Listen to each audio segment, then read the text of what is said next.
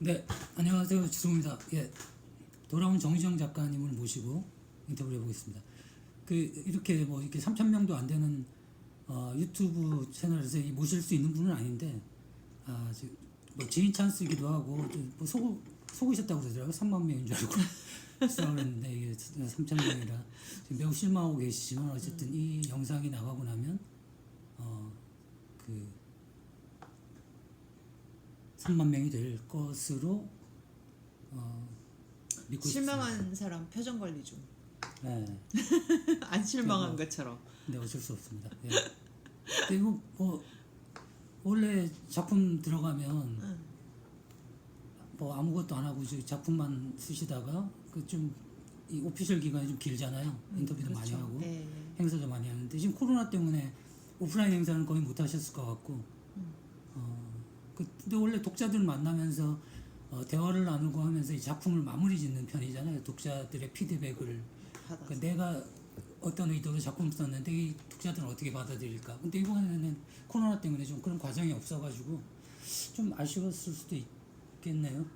아니 근데 책 나오기 전에 네. 포항에서 독자들 한 200명 이 정도 북콘서트 했고 북콘서트 했어요? 네. 직전에 나오기 직전에 그러니까 예판 걸려 있을 때 그리고 이번에 얼마 전에 부산에서 또 한 번 했고 그러고 왔더니 좀 뭐라 그럴까 나는 독자들하고 이렇게 피드백하면서 힘을 얻는 사람이고 그러다 보니까 되게 좀 충만한 기운을 받아서 그래도 뭐 이렇게 행사가 많지는 않았으나 어쨌든 독자를 만나니까 또 인터뷰도 많이 하고 뭐 또 행사들도 뭐 방송 출연도 하고 했는데 좀 뭐 특별히 기억나는 거 있나요?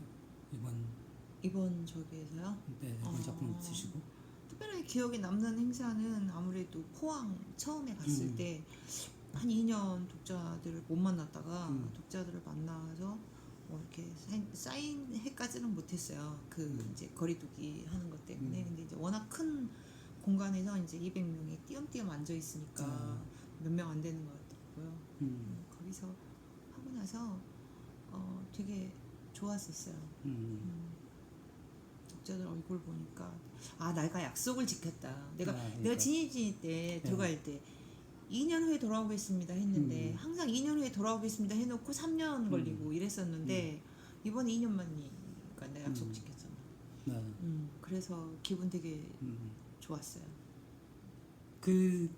보통 보면 이제 신문이나 뭐 이런 뭐 잡지 이런 데 인터뷰를 하면 정유정이 돌아왔다는 제목을 많이 쓰더라고. 사실 어떻게 보면 좀 식상하잖아요. 근데 이제 그 기자분들 입장에서도 그게 제일 어울린다고 생각해요. 그만큼 이제 독자들이 정유정을 기다린다는 얘기고 본인들도 이제 기자이기도 하지만 독자로서 작품을 기다렸다는 얘기인데 그때 뭐 아니 작품 쓰시면서 막 그런 생각을 막 하나요? 뭐 조급해지고 이렇게 빨리 내가 써서 독자들 만나야 되는데 근데 그러다 보면 이 부담을 느끼다 보면 더 이제 진도가 안 나갈 수 있잖아요. 근데 나는 독자들이 기다린다가 부담이 아니라 나한테는 되게 그게 응원이에요. 그러니까 쓰다가 진짜 글 쓰다 보면은 우리 지승호 작가도 막히고 괴로울 때 있잖아요. 이게 좀 뭔가 잘못된 거 아닌가 할 때도 있고. 근데 나 같은 경우는 그럴 때가 수도 없이 더 많지. 왜냐하면 나는 소설을 쓰니까. 그러니까는 수도 없이 많은데 그때마다 내가 하는 게 뭐냐면 옛날 독자들과 만났던 기억 끄집어내고 그다음에 독자들이 나한테 줬던 편지 또 나한테 건넸던 그런 위로 뭐 기다릴게요 했던 그런 피드백들 그런 거 생각하면서 오히려 독자가 기다리고 있는데 내가 여기서 이렇게 주저앉아가지고 나 못하겠다 뻗어버리면 안 되지. 그 기대가 힘이 되는. 오히려 나는 좀 그런 것 같아요. 네. 저는 뭐 그런 느낌을 좀 알기가 어렵네요. 저 기다릴 숫자가 없어가지고. 나 있잖아 나. 네. 아니 뭐 책 안 읽을 것 같은데. 다음 누군데? 다음 저기는 누군데? 뭐 강심 선생님 작업도 있고 좀 기다릴게요. 예, 빨리빨리 해. 굵직굵직한 것들 좀 하고 있어요. 네. 근데 책이 나오는데 시간이 오래 걸리고 또 뭐 가끔 엎어지기도 하니까. 맞아요. 이번 작품은 또 새로운 실험을 하신 거잖아. 예, 그러니까 그렇죠. 그 화자가 이제 예. 다른 화자를 통해서 이제 어떤 주인공을 입체적으로 보여주는 실험을 한 건데 그게 굉장히 이제 반응이 좋았던 것 같아요. 성공했던 것 같고 오히려 이렇게 입체적으로 보여주니까 더 뭐 무섭기도 하고. 근데 그런 과정 왜 그런 선택을 했으며 지금 결과는 만족스러운 편이에요.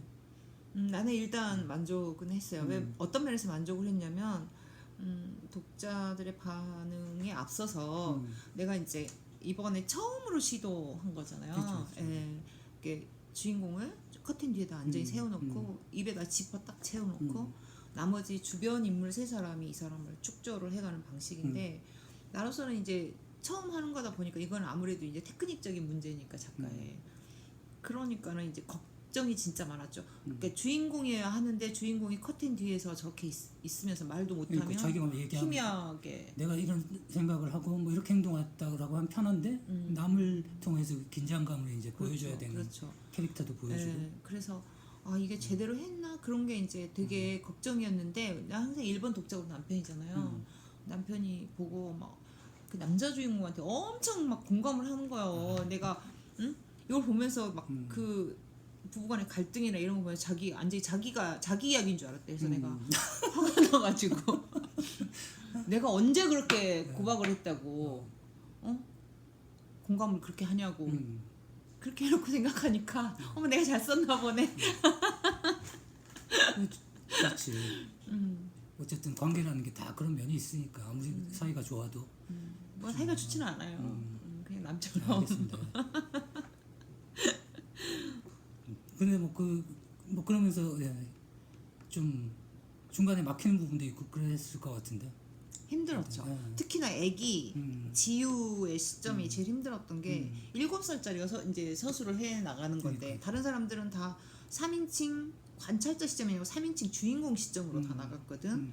근데 이제 지유 같은 경우는 7살짜리가 3인칭 주인공 시점으로 나가면 문장 자체가 조악해져요. 애기니까. 그렇지. 아무래도 무슨 애가 뭐 이렇게 막 그렇지. 그러니까 대사는 애기 대사로 하더라도 문장은 작가가 많이 개입해줘야 되는. 그러니까 3인칭 뭐 근거리 시점이 아니고 완전히 원거리 시점에서 그러니까 전지적에 가깝게 작가가 개입해줘야 하는. 그러면서도 아이의 분위기를 해치지 않아야 하는 그런 상황이라서 지우를 쓸 때 되게 그런 때 이제 그때 좀 이거 내가 제대로 애를 끝까지 이렇게 제대로 보여줄 수가 있을까? 아이의 심리, 엄마에게 이렇게 억눌려 있고 이런 심리를 제대로 보여줄 수 있을까?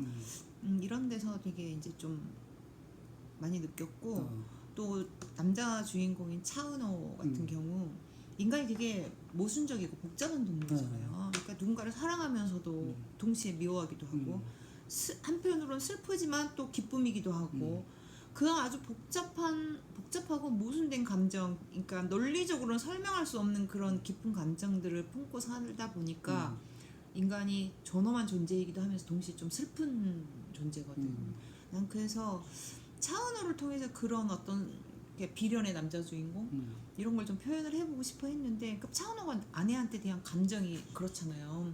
사랑하면서 증오하고 사랑했기 때문에 더 배신감을 느끼거나 공포감 느껴. 내가 알던 사람 이 사람이 맞나 뭐 이런 생각이 들었을 수 있고 무섭고 공포감 느끼고 그리고 또 아이를 이 아내가 죽였다고 생각을 하면 굉장히 큰 분노가 또 있을 것이고 또 그에 반해서 그러니까 분노 대신에 또 이제 뭐 이렇게 자기 삶이 완전히 망가졌던 어떤 뭐 쓸쓸한 황폐함 이런 것도 있었을 거고 자식이 죽었기도 하고 그렇지 자기 삶이 완전히 다 그냥 초토화돼 버린 거예요. 그러니까 그런 복잡한 감정을 차은호가 표현을 해줘야 됐기 때문에 그냥 내 남자긴 해도 남자는 아니잖아요. 그러니까 심리를 그거 아는데 되게 힘들어가지고 남편한테도 되게 많이 물어보고 그랬죠. 근데 그 세 사람의 어떤 상황과 행동, 뭐 심리들이 이제 공감이 많이 가더라고요. 근데 취재는 어떻게 한 거예요? 그런 취재를 굉장히 많이 하는 편이잖아요. 근데 그런 심리를 알기 위해서 특히 어린아이 심리를 알기 위해서는 아이가 지금 상황에서 얼마나 무섭고 이런 행동을 선택할 때 어떤 그 과정을 거쳐서 이런 선택을 할까 뭐 이런 여러 가지 그러면서도 아이다운 호기심 때문에 또 사고를 치고 뭐 이런 식으로 그렇게 해서 뭔가 나오잖아요. 그게 굉장히 설득력이 있었는데 그거는 그 어떤 취재를 통해서 근데 애기들 심리는 저 어렸을 때나 지금 아이들이나 그렇게 크게 다르지는 않은 것 같아요. 그렇죠.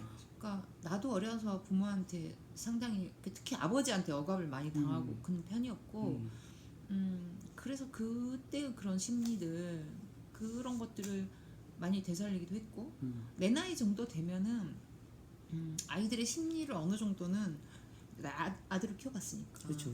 아이들의 심리를 어느 정도는 짐작도 할 수 있고 이 새끼 왜 이러나 이렇게 어릴 때 말 안 듣고 이러면 그렇지. 우리 아들은 특히 말을 안 들었거든. 그러니까 그런 것도 있고 내 자신의 어린 시절도 많이 되짚어 보기도 했고 어차피 근데 작가의 이게 소설에서 캐릭터는 작가한테서 다 조금씩 나오는 거지 그렇죠. 누군가를 관찰해서 나오기는 그러니까 겉의 모양은 관찰해서 나올 수가 있는데 진짜 속에 있는 어떤 그 아주 근원적인 그 심리 상태는 결국 자기 자신을 뒤지고 자기 자신의 기억을 뒤지고 자기 자신의 어떤 밑바닥을 들여다보고 이래야만 나올 수 있는 내가 뭐 예전에 있었던 뭐 흑역사라든지 그런 뭐 안 좋았던 기억들 다 끄집어내고 그게 또 쉽지는 않잖아. 또 그런 걸 다 끄집어내서 들여다본다는 게 맞아요. 속상하는 일이죠. 완전히 뭐라 그럴까 되게 혼자 생각했을 때 수치스러운 기억도 있잖아요. 그러니까 자기 자신한테도 수치스러운 기억. 이불킥이라고. 그렇지. 이불킥. 없었으면 좋았을 텐데 그런 기억까지 다 끄집어내야 되니까 스트레스가 꽤 있죠. 스트레스가 꽤 있고 또 자기애적 성격 이런 걸 표현을 해줘야 되는데 주인공 자기애적 성격이 이게 그냥 나오는 건 아니고 내가 자기 그러니까 나르시시스트는 아니니까 어쨌든 간에 그러니까는 공부를 좀 해야죠. 성격 장애에 대한 공부를. 그러니까 나르시시스트만 공부할 게 아니라 우리 정신과 DSM-5 그러니까 정신의학 진단 분류 체계를 보면서 사이코패스는 거기 안 들어 있는데 성격 장애는 들어 있거든. 그러니까 이제 참고할 만한 게 꽤 있어요. 그러니까 논문도 좀 있고 그래서 거기에 들어있는 이제 성격 장애들 뭐 A, B, C군으로 나뉘는데 보통 A군과 C군에 있는 것은 남한테 뭐 위해를 가하는 성격 장애는 아니에요. 자기가 괴롭지. 뭐 회피성 성격 장애라든가 뭐 분열형 성격 장애라든가 이런 것들은 다 자기가 괴로운 거거든. 근데 B형이 문제인 거라. B형이 반사회적 성격 장애 그리고 자기애성 성격 장애, 경계선 성격 장애, 그리고 연극성 성격 장애거든. 경계선 성격 장애 같은 경우는 우리가 잘 아는 미저리 애니 밀크스 같은 캐릭터가 전형적인 경계선. 안 만나길 바라야 돼 평생. 무섭지. 무섭고 그리고 이제 뭐 연극성 성격 장애 같은 경우는 마릴린 먼로도 약간 연극성 성격 장애가 심했다 그러더라고요. 원래 약간 뭐 연예인들 무당 뭐 이런 뭐 팔자하고 비슷한 게 좀 그런 거죠. 그래서 이제 고통스럽기도 하고. 그리고 반사회적 성격 장애는 이제 사이코패스들이 기본적으로 가지고 있는 어떤 자기 그 성격의 베이스 이런 거거든. 그러니까 반사회적 성격 장애가 있는 사람이 전부 다 사이코패스는 아닌데 사이코패스는 다 반사회적 성격 장애를 가지고 있거든. 그러니까 이제 이 세 가지 이 성격 장애들을 다 공부하고 맨 마지막으로 공부한 게 이제 자기애성 성격 장애인데 자기애성 성격 장애도 반사회적 성격 장애하고 비슷해. 가지고 사이코패스들이 가지고 있는 기본적인 어떤 베이스가 자기애성 성격 장애거든. 그러니까 이 사이코패스들은 기본적으로 다 나르시시스트예요. 다른 사람한테 공감을 못하고 나만 생각하고 우리가 생각할 때 거울 쳐다보고 거울하고 오라 세상에서 누가 제일 예쁘니 이거는 병리적인 자기애성 성격 장애자라고 하지 않아요. 그러니까 병리적인 자기애성 성격 장애자는 그 DSM-5에서 진단 분류가 따로 있어요. 한 11가지인가? 뭐 이 정도 되는데 이 중에서 7가지 이상이 넘어가면 병리적인 징후라고 하는데 인간의 모든 성격들이 다 그렇겠지만 이게 딱 잘라서 여기서부터 이거야 그게 아니고 스펙트럼이거든. 이쪽이 화이트면 이쪽이 블랙이고 우리는 한 가운데 있는 완전히 회색지대에 있는 보통 사람들이 그러니까 보통 사람들은 그래요. 나를 못 살게 굽는 상사가 있어. 근데 길을 가다가 넘어져갖고 다쳤어. 무릎이 까졌어. 그러면 아이고 쌤통이다. 이게 보통 사람들의 생각이에요. 이거는 자기애성 성격 장애가 아니고 보통 사람들이 너무 많이 다치지 않았으면 좋겠네. 뭐 이런 그렇지 정도? 죽진 않았으면 좋겠네. 뭐 그러지. 그냥 딱 넘어져서 무릎 까지면 아이고 쌤통이네. 그렇게 마음을 곱게 써야지. 딱 여기서 끝나면 우리들은 그냥 보통 사람이고 그 사람에 대한 증오를 이글이글 태우면서 언젠가는 한번 손봐줘야 되겠다. 그러고 그런 기회만 노리고 있고 이게 이제 병리적 징후에 들어가는 그 사람들의 이제 마음 상태인 거죠. 기본적으로. 근데 점점 이제 사람들이 이제 좀 약간 좀 그런 방향으로. 그러니까 최근에 뭐 그 새우튀김 사건 있었잖아요. 새우튀김 3개 중에 하나가 좀 이상한 것 같다라고 해가지고. 근데 이제 뭐 꼭 그것 때문에 죽지 않았을 수도 있으나 어쨌든 그 사람이 굉장히 스트레스를 받아가지고 이제 죽게 됐는데 거기에 대한 이제 그 비판을 받으면 모면하고 싶어서 그럴 수는 있겠으나 이게 어쨌든 뭐 법적으로 문제가 되는 건 아닐 수 있는데 어쨌든 자기의 어떤 행동으로 인해 사람이 죽었으면 일단은 도의적으로 미안하다라고 얘기를 해야 되는 게 우선일 텐데 언론 보도에 따르면 물론 언론을 다 믿을 수는 없겠지만 언론 보도에 따르면 그 사람이 잘못해갖고 지가 스스로 죽은 건데 뭘 내 잘못이냐 뭐 이렇게 했다는 얘기가 있거든. 근데 실제로 주변에서 그런 사람 너무 좀 많이 봐오는 편이기 때문에 좀 약간 이 작품 쓰면서도 요즘 그런 시대의 징후를 좀 읽고 쓴 게 아닐까라는 좀 생각. 댓글 보면 무섭잖아 이게.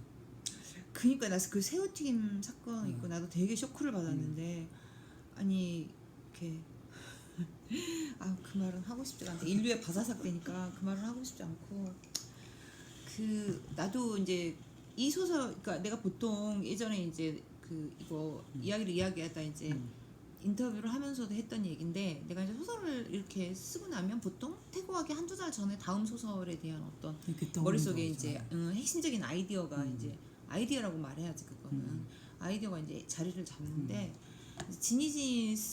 지니진이가 끝날 무렵에 내가 생각했던 게 그거예요. 이제 금방 말한 뉴스 기사를 보면 댓글에 가장 많이 달리는 게 아무것도 아닌 기사야. 그냥 보면 웃고 넘어갈 수도 있는 그런 기사인데 이거 나만 불편해?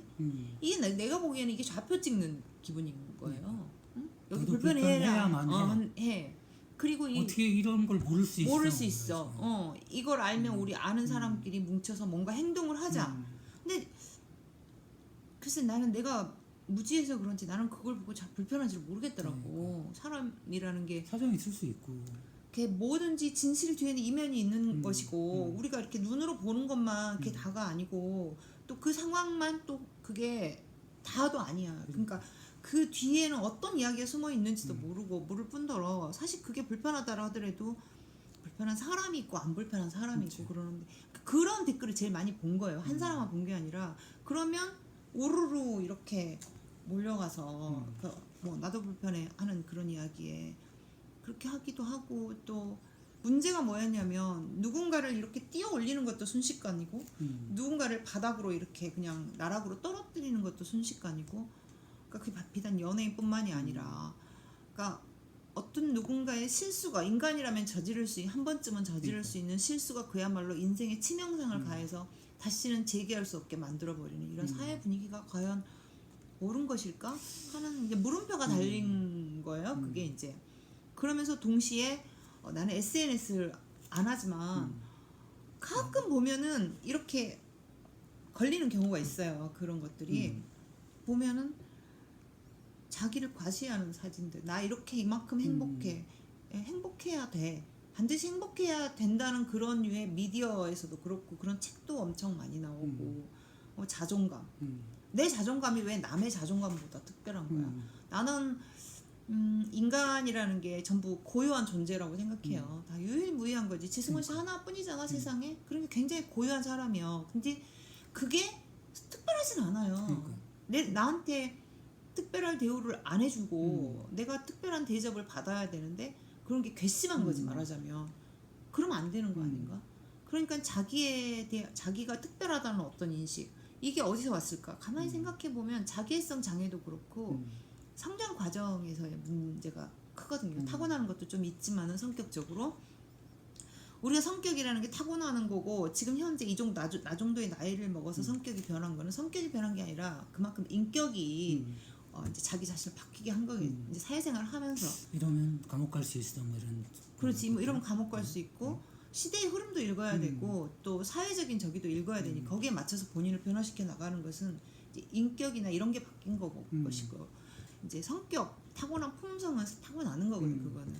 그러니까 자기 기질이지 기질. 그게 우리 생김새하고 비슷한 한 거라고 나는 봐요. 근데 이제 그런 것들이 다 개개인이 다 타고난 것들이 다르고 그러는데 이렇게 부모들이 키우는 과정에서 너는 특별해. 너는 이 세상의 중심이야. 너는 원하는 거 내가 다 해줄 거야. 한동안 진보 쪽에서 그런 교육을 많이 했던 거지. 그동안에 이제 아이들에 대한 인권을 무시했던 반작용으로 우리는 이제 아이들에게 이제 길을 살려주는 교육을 하자. 근데 지금 뭐 미국에서도 그런 부분에 대해서 좀 상당히 반성하고 있는 거예요. 애들 이렇게 하다 보니까 너무 자기만 소중하고 상대방은 내가 소중한 상대방이 소중하다는 걸 알아야 되는데 그렇지 않고 이제 뭐 이 책에 나오는 그 주인공처럼 어떤 내가 피해를 당하고 이랬을 때는 내 행복의 걸림돌이라고 상대방을 생각하는 아이들이 굉장히 많이 양산이 된 게 아닌가. 그러니까 그게 한국만 그런 게 아니라 되게 세계적인 추세더라고. 그래가지고 그걸 보면서 이제 되게 이제 물음표를 가진 건데 이 이야기를 내가 한번 해야 할 것 같은데 내가 이 정도로 심각하게 오랫동안 그러니까 몇 달 동안에 걸쳐서 그걸 생각을 한 거니까 이 정도로 내 마음에 걸리고 그러면 이제 이야기를 만들어서 뭔가 이야기를 해봐야지. 이제 그런 생각을 갖고 있었고 이제 그 끝날 무렵에 이제 홍보 나와가지고 이제 2달 동안 또 두세 달 동안 홍보하고 다니면서 이제 어떤 사건이 터졌는데 내가 여기서 어떤 사건이라고 말할 수 없는 게 어떤 사건이라고 말하면 바로 그냥 스포일러가 됐고 또 이 문제가 또 하나 있는 게 뭐냐면은 어떤 사건의 모티브를 얻었다. 이거는 거기에서 어떤 핵심적인 뼈대가 되는 이야기들을 얻을 수는 있는데 핵심 요소들을 얻을 수는 있는데 서사라든가 플롯이라든가 이런 거는 독자적인 그 캐릭터가 특히 독자적인 거라서 그 사람으로 혼동해버리면 굉장히 곤란하거든. 그렇죠. 그 사람이 거기에 더 씌워져 버리면 그 사람의 이야기가 아닌데 그러니까 내가 말을 할 수 없는 점 이해하시고요. 그래서 어쨌든 그 사건을 만나면서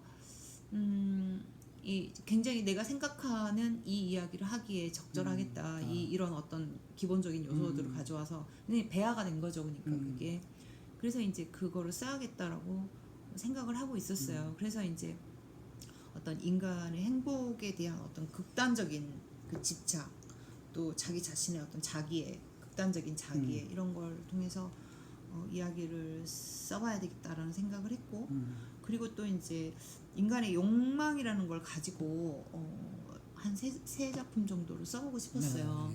욕망 3부작. 욕망 시리즈로 첫 번째 이야기로 이거를 행복에 대한 욕망. 그러니까 우리 근원에 자리 잡고 있는. 그러니까 우리 근원에 자리 잡고 있다 그래서 인간이 행복하도록 진화된 건 아니거든. 그러니까 인간은 행복하도록 진화된 게 아니라 생존하도록 진화된 거거든요. 그러니까 생존은 뭐예요? 생존하는 게 행복해? 안 행복하잖아요. 불행할 때가 더 많고 고통스러울 때가 더 많잖아. 행복이라는 것은 결핍과 불행과 불운 이 모든 것을 다 받아들일 때 행복이라는 것에 의미가 있는 것인데 그거를 다 제거하고자 하면은 그거는 과연 행복일까? 제거하고 남은 것은 과연 행복일까? 그런 생각을 하면서 이제 우리 사회가 정 작가님 말씀하신 것처럼 우리 사회가 이제 SNS에서 늘 이제 자기 나 오늘 뭘 먹었고 이런 거 행복을 과시하고 특히 건강 같은 것도 건강은 디폴트로 생각하잖아요. 그러니까 그렇죠. 건강한 게 당연한 거 정상인데 건강하지 못한 건 불행한 거예요. 그래서 그러다 보니까 아프면 와 하나님이 왜 나한테만 이런 시련을 주지 이러다 보면 더 스트레스 받고 막 상황이 더 나빠질 수 있을 것 같은데 그냥 뭐 사람이 아플 수 있다라고 생각하고 나한테 불행이 올 수도 있다라고 생각하면 이걸 잘 관리하고 살아야지 뭐 이렇게 그렇죠. 생각할 수도 있는데 우리 사회는 자꾸 그걸 좀 이렇게 몰아가는 거야. 너는 이제 살쪘으니 불행한 거야. 이런 식으로. 그렇죠. 그러니까 그게 이제 다름을 인정하지 않는 거고 자기 기준에서 어긋나거나 좀 부족하거나 그러면 그 사람은 되게 좀 말하자면 이렇게 뭐라 그래야 되지? 사회에서 그러니까 점수가 부족한 사람들 그렇게 생각을 그렇게 생각하는 것 같아요. 그래서 나도 사실 몸이 이제 28 끝나고 몸이 아팠었거든요. 이제 지승원 씨는 알고 있잖아요. 내가 그 얘기를 한 적이 있으니까. 그때 뭐 책에 쓸까 고민을 하다가 안 썼죠. 예. 나도 2012년도에 아파서 수술하고 방사선 치료도 받았고 그리고 이제 약 약물 치료도 받았고 그러고 나서 그거 내 몸을 추스리기 위해서 또 히말라야에 갔고 산티아고에 갔고 그러면서 생각했던 게 나는 사실 낙천적인 사람이라 그런가 내가 왜 하필 이런 게 걸려야 돼? 이런 생각은 안 해봤고 내가 그 당시 생각했던 것은 뭐였냐면은 바로 이제 금방 말한 그 기준에 모자라는 거. 내가 아프다 그러면 사람들이 아 이제 정류정 끝났네 이 소리가 듣기 싫었던 거예요. 첫 번째는. 그리고 두 번째는 그런 이야기를 하면 안팔이 한다고 이렇게 치명적인 말을 해. 치명적인 말. 그냥 그런 게 되게 싫은 거. 맘충이니 뭔 충이니 한남충이니 이게 인간한테 충자 붙이고 아무리 나도 솔직히 내가 소설에서 쓰는 단어들이라든가 이런 게 고상한 걸 쓰는 사람은 아니지만 그렇다고 해서 굳이 우리가 그렇게 위약적인 단어를 쓸 필요는 그렇죠. 없는 거라고 보거든. 그러니까 어떤 사람은 레텔링을 하는 거잖아. 거기다 딱 붙이는 거잖아. 근데 이제 점점 더 상대방이 어떤 말을 들어야 상처를 더 입을까를 고민하는 한 방에 보내버릴까. 것 같기도 하고. 그런 어떤 좋게 말하면 촌철살인이고 나쁘게 말하면 상대를 한 방에 보내겠다는 의도가 분명한 그런 단어들을 사용하는 가끔 사회가 이제 돼요. 그런 말을 쓰는 사람들을 보면서 이제 좀 또 화가 나다가도 가끔 또 내가 싫어하는 사람 누가 그렇게 해주면 또 기쁠 때가 있잖아. 그럼 또 반성을 나도 이제 저런 마음을 갖고 있구나. 그렇지. 그 순간에는 고소했다가 뒤돌아서면 근데 내가 고소해야 하면 안 되는 거 아닌가? 뭐 그렇게 생각하는 게 보통 사람들이에요. 나는 그게 인간이 이렇게 다 성자면 대체 신이 왜 필요해? 우리가 다 성자고 뭐든지 다 잘 알고 윤리적으로만 살 수 있다면 인간 자체가 성인이고 인간 자체가 신인 거지. 우리는 그렇게 살지 못하기 때문에 반성하고 또 돌아서서 또 그런 짓도 하고 또 근데 이게 반성하고. 참 그 무슨 지적하셨지만 파리 뭐 이런 말이 상당히 모욕적인. 사실 노동이라는 건 대단히 신성한 거고 그게 누굴 괴롭혀서 얻는 거거나 불법적인 게 아니라면 그렇지. 그 사람의 어떤 너는 왜 이렇게 얘기를 하니 그걸 갖고만 따져야 되는데 너는 무슨 파리야 뭐 폼파리, 몸파리 막 폼파리 처음에는 폼파리가 뭐지? 왜 내가 네이버에 쳐봤었더니 폰팔도 아니고 그랬더니 그게 그 뭐지 핸드폰 그 자영업 하시는 분들은 맞아요. 폼팔이라고 폰팔. 하더라고. 야 진짜 이렇게 따지면 진짜 아무튼 그래서 난 되게 이제 또 낙천적인 사람이기도 하지만 또 그렇게 남한테 약하게 보이는 게 싫어가지고 그렇게 이제 그랬는데 내가 유튜브는 해요. SNS는 안 하고 유튜브는 보는데 유튜브 보면은 정말 씩씩하게 투병하는 사람들 많거든. 밝고 본인 괴롭지만은 거기 가서 또 거기 오는 구독자들하고 얘기를 나누다 보면 본인한테도 그게 아마 보탬이 될 거예요. 응원해주고 그러니까. 그래서 그런 어떤 시선이 더 불편할 거라고 봐요. 오히려. 나는 약자가 되었어라고 너는 약자야 이렇게 보는 시선이 더 불편할 거라고 보고. 그리고 이제 만약에 또 낙천적으로 그러면 야 솔직히 힘들잖아. 근데 왜 위선 떨지 마. 위선 들고 그래 뭐 어차피 실패자이면서 뭐 이런 식의 그리고 그렇죠. 그 질문을 하지 않는 것 같으니까 얼마 전에 이제 박지성 씨가 그죠? 고 유상철 감독 돌아가셨을 때 조문하셨냐 물어볼 수도 있잖아. 근데 무조건 달려가고 넌 사람도 아니야. 너 뭐 그 사람이 너한테 얼마나 감사해. 이 사람이 따로 조문을 했을 수도 있고 사정이 있어가지고 못 올 수도 있는 거고 지금 영국에 있어가지고 못 오는 상황이잖아. 근데 그 안에 그 SNS까지 찾아가서 뭐 쌍욕을 해대고 근데 이게 무슨 아예 책도 나와 있더라고. 정의 중독이라고. 자기가 다 판관의 입장에 있는 거 누구든지 그냥 손가락질하고 그러니까 이제 자기 삶이 힘들어서 그럴 수도 있는데 나도 쓰레기니 모두 세상이 다 쓰레기가 돼야 돼 뭐 이런 마음일 수도 있는 것 같은데 그럼 진짜 이게 지옥이 되잖아 세상이. 무서운 거지. 그러니까 편이 계속 갈라지는 거야. 편이 잘난 쪽, 잘난 편, 못난 편, 뭐 예쁜 편, 안 예쁜 편. 나중에는 그럴 것 같아. 뭐, 별게 다 불편하고 별게 다 신경이 거슬리니까 나중에는 너는 못생겨서 불편해. 이럴 것 같아. 그러면 같은 사람은 이렇게 숨어가지고 얼굴 가리고 다녀야 되나? 아니 또 왜 갑자기 겸손 모드로? 안 어울리지. 근데 그 이번에 근데 그것도 생각해보니까 짠한 게 아니 몸이 아파가지고 아프다고 얘기할 수도 있는 건데 그걸 얘기를 못했다는 거죠. 사람들이 이제 그 약해 보이는 것도 싫었고 암팔이라고 할까봐 말을 안 암팔이라고 하는. 악플 달고 뭐 이런 사람들. 하필이면 또 그때 신작이 이제 나올 때 근데 이제 그 28을 쓸 때 사실은 그거를 신문 연재를 하기로 했었는데 그러니까 신문 연재도 못 한다고 엎었고 그러니까는 참 그때는 뭐 그런 이야기를 듣고 들었을 때 아 뭐 아픈 것이고 나발이고 가서 나는 지금 이거 계약 다 돼 있고 나 어떡할 거야 막 이러면서 그런 게 되게 화가 나더라고. 근데 남편이 그 책 하나만 쓰고 죽을 거냐 그러면서 이제 가서 수술하고 치료받고 그러고 나서 이제 글을 써라. 그래서 이제 방사선 치료 끝나자마자 이제 지리산 가가지고 몇 달 있으면서 이제 28을 쓰기 시작해서 나한테는 솔직히 말하면 아픈 손가락 같은 그런 이제 소설인데 아무래도 이제 그런 힘들 때 그렇죠. 쓰다 그러니까 지니를 쓸 때에도 내가 죽음 앞에 서봤던 사람으로서 나는 그 글을 쓸 때 되게 진실한 마음이었거든요. 그래서 이제는 그래도 죽음에 대한 공포 이런 거는 조금 예전보다는 덜 예민한 것 같아요. 예전에는 무섭기도 하고 나 죽으면 어떡하지 나 아직 할 일이 많은데 막 그런 생각 뭐 이럴 건 다 이뤘다 뭐 이런 지금 가도 여한이 없다 뭐 이런 거요. 아니 그건 아니에요. 그건 아니에요? 할 일이 얼마나 많은데 뭔 소리야 지금. 그것보다는 그냥 죽어도 어쩔 수 없다는 거지. 인간 자체가 불멸의 존재는 아니잖아. 그러니까 불멸의 존재는 아니고 우리는 언젠가는 필멸하는 존재들이고 뭐 나 가면은 뭐 어쩔 수 없는 거니까 죽기 전에 깨끗이 주변이나 잘 정리하고 뭐 그런 생각을 하다 보니까 자주 하다 보니까 예전에는 그걸 피했는데 자주 하다 보니까 내 인생을 이렇게 좀 보게 되는 것 같더라고요. 그래서 예전보다는 조금 더 보는 게 덜 무서운 것 같아요. 그러니까 안 무섭다는 건 아니고 여전히 무섭지만 그래도 예전처럼 정말 끔찍해서 보고 싶지도 않은 나의 죽음을 생각해보고 싶지도 않은 그런 상태는 아니고 이제는 생각 정도는 할 수 있는 이제 얼마나 지니진 있을 때 죽음에 대해서 많이 생각을 했겠어요. 그러니까 이제 생각 정도는 좀 익숙하게 할 수 있는 상태가 되었다. 이번에 예스24 채널 예스에서 그거 얘기를 하셨잖아. 처음으로 했잖아. 처음으로 했어요. 그 하게 된 건 좀 뭐 그런 부분에서 좀 약간 생각이 바뀐 거 아니면 그런 기념으로 한 건데 10년 기념으로 10년 기념.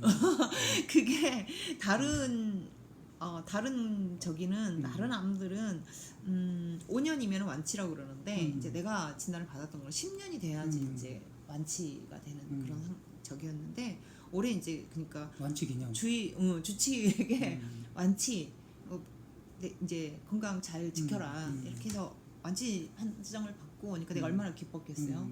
그 완치 판정을 받고 한 달도 안 된 상태에서 이제 그 예스24 그 인터뷰를 했거든요. 그러니까 나도 어딘가에 대고 만세는 불러야 될 거 아니야. 내가 드디어 이겨냈다. 그래서 어떻게 보면 이제 그 다른 분들한테도 기쁜 소식을 이제 그렇죠. 팬들과 공유를 하고 싶은 그렇죠. 나 이렇게 극복해냈다. 이 말을 하고 싶어서 예스24하고 하면서 이제 공식적으로는 친구들 몇몇은 이제 다 뭐 지승호 씨도 알고 있고 그러지만은 공식적으로 이제 이렇게 나가게 쓴 건 그때가 이제 처음인 거죠. 근데 뭐 아픈 과정에서 히말라야도 갔다 오고 산티아고도 갔고 산티아고도 갔다 오고 그러니까 그게 그렇게 몸이 아프니까 정신적으로 나락으로 떨어지면 되게 자신감이 없어지더라고요. 그러니까 뭔가 이 자신감은 어차피 몸으로 인해 자신감이 없어졌는데 몸을 혹사해서 내가 뭔가를 극복해내면 정신도 좀 자신감을 찾을 수 있지 않을까 하는 그런 어떤 그래야만이 글을 쓸 수 있지 않을까. 내가 블랙아웃이 왔으니까 그래서 완전히 번아웃이 왔으니까 그래서 이제 히말라야를 갔던 거고 갔다 오니까 어느 정도 이제 에너지는 얻어갖고 왔는데 아직도 좀 정신적으로 글을 쓸 준비 상태는 안 되었던 거죠. 그러니까 이제 글을 쓸 상태를 만들기 위해서 이제 산티아고로 다시 간 거죠. 다시 갔다 와서 이제 쓴 것이 종의교인 거죠. 네. 그러면 이제 여기서 1부를 마치고 영상을 잘라서 올려야 되니까 종의교원 얘기서부터 해서 2부로 들어가겠습니다. 그러면 근데 이 화면이 뭐 내가 이렇게 대단한 미인은 아니지만 되게 안 이쁘게 나온다. 아니 또 이렇게 뭐 달리 보일 수 있어요. 그래? 뭐 보는 사람들